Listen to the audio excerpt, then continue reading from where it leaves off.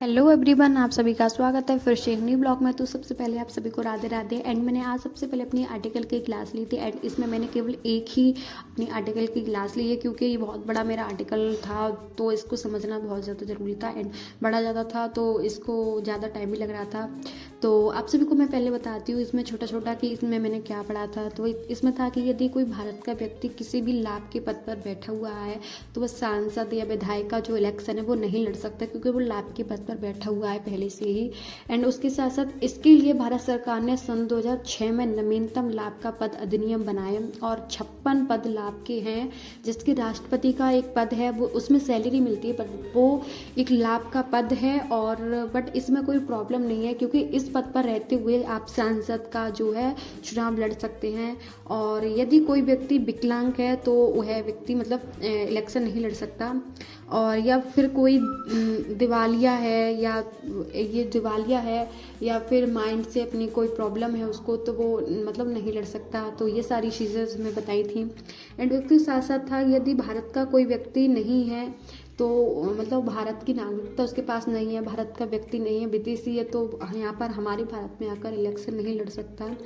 And इसमें था कि यदि भारत का ही व्यक्ति है कोई और उसने विदेशी राज्य की नागरिकता को अपना लिया है तो भी वह नहीं लड़ सकता क्योंकि वो भारत का व्यक्ति, बात एक ही है, वो भारत का व्यक्ति नहीं कहलाया जाएगा।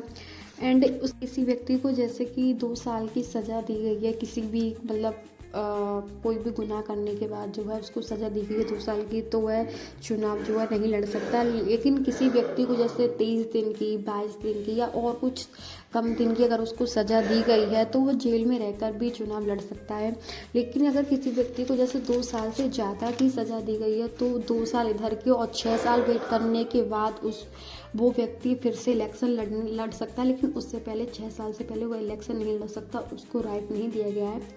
और कोई व्यक्ति यदि कांग्रेस की जैसे पार्टी से उधर से जो है टिकट लेता है एंड जो इलेक्शन लड़ता है वो बीजेपी की तरफ से लड़ता है तो ऐसे में उसकी जो सदस्यता होगी, उसको जो राइट है चुनाव लड़ने का वो उसको डिस्क्वालीफाई कर दिया जाएगा, उससे उसका राइट ले लिया जाएगा। लेकिन ऐसा नहीं है कि वो हमेशा के लिए वो इलेक्शन कभी नहीं लड़ सकता, बट ऐसा है कि वो किसी दूसरी और पार्टी से फिर मतलब टिकट लेकर तब जाकर वो लड़ सकता है। लेकिन पहले उसके पास राइट नहीं होगा क्योंकि वो इस पार्टी से टिकट लिया हुआ है और उस पार्टी से लड़ रहा है।